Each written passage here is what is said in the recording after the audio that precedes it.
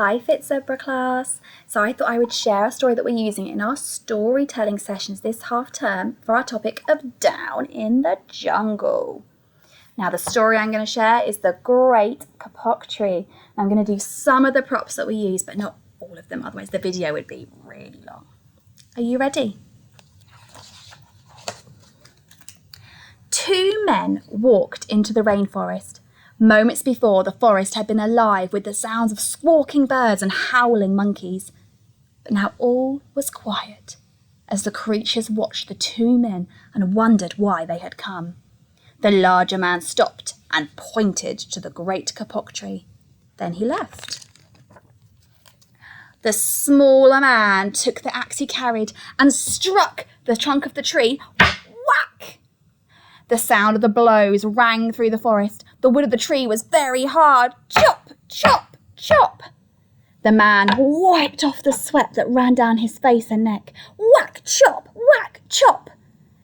Soon the man grew tired. He sat down to rest at the foot of the great kapok tree.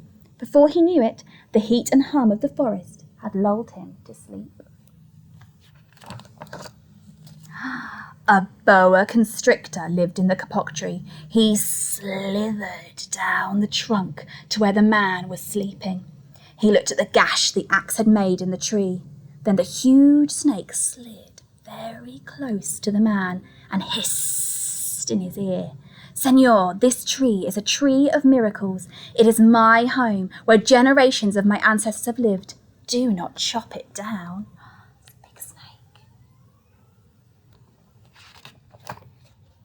A bee buzzed in the sleeping man's ear. Senor, my hive is in this kapok tree, and I fly from tree to tree and flower to flower collecting pollen. In this way, I pollinate the trees and flowers throughout the rainforest. You see, all living things depend on one another. They have beautiful flowers. And we've got different scents on our flowers. So this one has a lavender scent. A troop of monkeys scampered down from the canopy of the kapok tree. They chattered to the sleeping man. Senor, we have seen the ways of man. You chop down one tree, then come back for another and another. The roots of these great trees will wither and die, and there will be nothing left to hold the earth in place. When the heavy rains come, the soil will be washed away and the forest will become a desert. Some soil here. All dried away.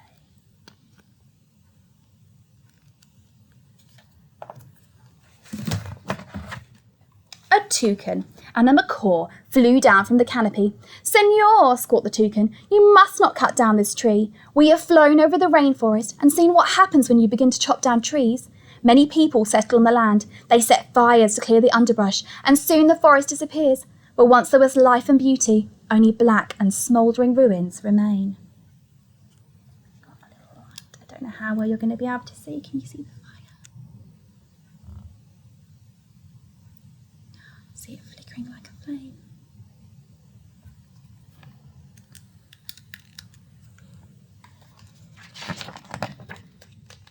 A bright and small tree frog crawled along the edge of a leaf. In a squeaky voice, he piped in the man's ear. Senor, a ruined rainforest means ruined lives, many ruined lives. You will leave many of us homeless if you chop down this great kapok tree.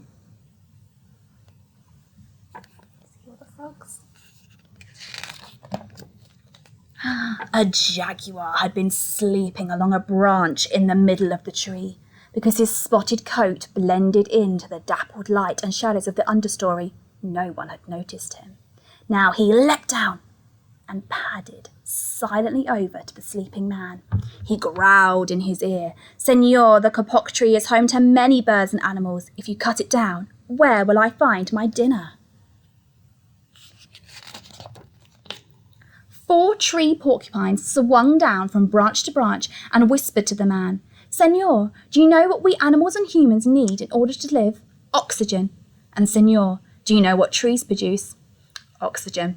If you cut down the forest, you will destroy that which gives us all life.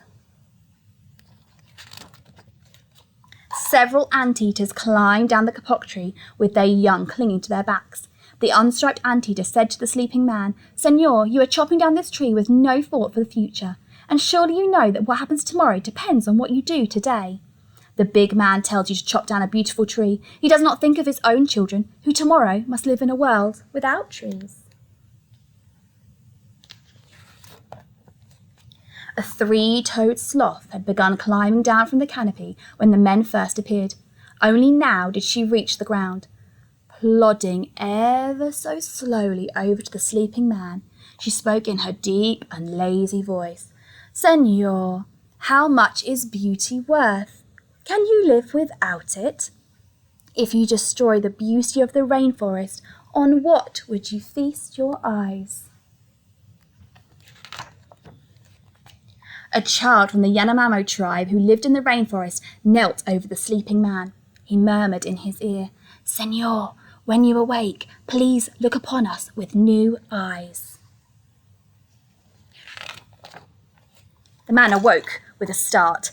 Before him stood the rainforest child, and all around him staring were the creatures who depended upon the great kapok tree. What wondrous and rare animals they were. Look at them all, can you see? They're all there. The man looked about and saw the sun streaming through the canopy.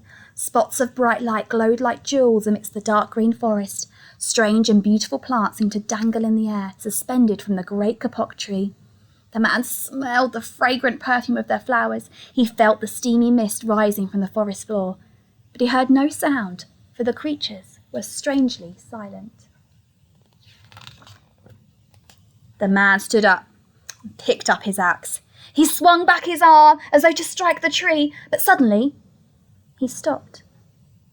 He turned and looked at the animals and the child. There he is with his axe. He hesitated. Then he dropped the axe and walked out of the rainforest.